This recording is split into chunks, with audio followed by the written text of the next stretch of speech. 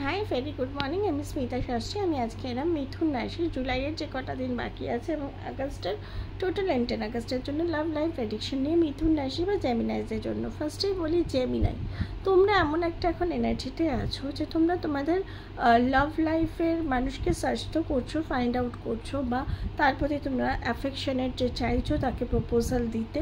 সিঙ্গেলদের ক্ষেত্রে বলি প্রপোজাল দিতে চাইছো বা প্রপোজাল অ্যাকসেপ্ট করতে চাইছো, কিন্তু তোমাদের ক্ষেত্রে কোথাও না কোথাও কোনো না কোনো কিছু, সেটা হতে পারে তোমাদের স্টাডিটা একটা বাধা হয়ে যাচ্ছে বা তোমাদের ফ্যামিলি একটা বাধা হয়ে যাচ্ছে, যার জন্য সম্পর্কে প্রপোজাল দেওয়া এবং নেওয়ার জন্য তোমরা একটু ভাবছো না, ইনফ্যাক্ট দেওয়ার জন্য রেডি আছো, কিন্তু কোথাও না কোথাও একটা অবস্টাকেল হচ্ছে তোমার সম্পর্কের ক্ষেত্রে।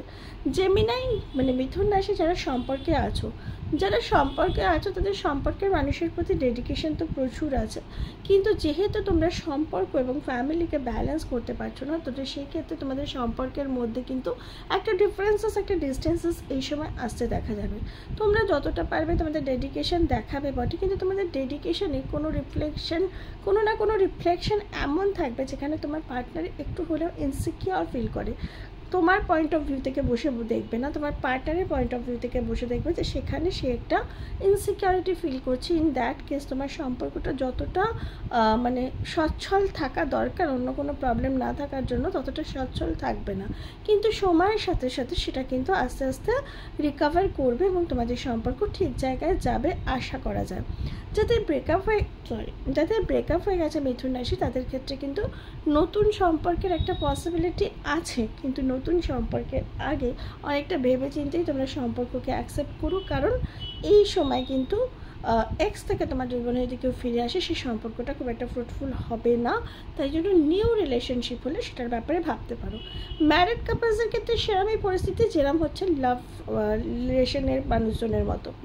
ম্যারিড কাপলদের ক্ষেত্রে তোমরা তোমাদের পার্টনার মানে তোমাদের স্পাউসকে যতটা অ্যাটেনশন দেওয়ার কথা ততটা অ্যাটেনশন দিতে পারছো না, ডিউ টু ইয়োর ফ্যামিলি বা ডিউ টু ইয়োর ওয়ার্কের জন্য। সেখানে কোনো না কোনোভাবে তোমার ফ্যামিলি বা ওয়ার্ক তোমার বাধা হয়ে দাঁড়াচ্ছে, এবং সেখানে তোমার পার্টনারও খুব ডেডিকেটেড এবং খুবই ভালো, কিন্তু সেক্ষেত্রেও তোমার পার্টনার কিন্তু কী করছে না, তোমার সাথে তোমার না বোঝার কারণে একটা ডিস্টেন্স মেনটেন করছে। এই নয় যে তোমার পার্টনারের তোমার প্রতি ভালোবাসা নেই বা তোমার পার্টনারের প্রতি ভালোবাসা নেই, দুজনেরই আছে, কিন্তু ডিউ টু এই দুটো প্রবলেম তোমরা ঠিকমতো ব্যালেন্স করতে পারছো না, তোমরা তাকে প্রায়োরিটাইজ করতে পারছো না, তাই জন্য একটা ডিস্টেন্স সম্পর্কের মধ্যে দেখা যাবে মিথুন রাশির ক্ষেত্রে, এবং সময়ের সাথে সাথে সেটা রিকভার করবে বলে আমার মনে হয়।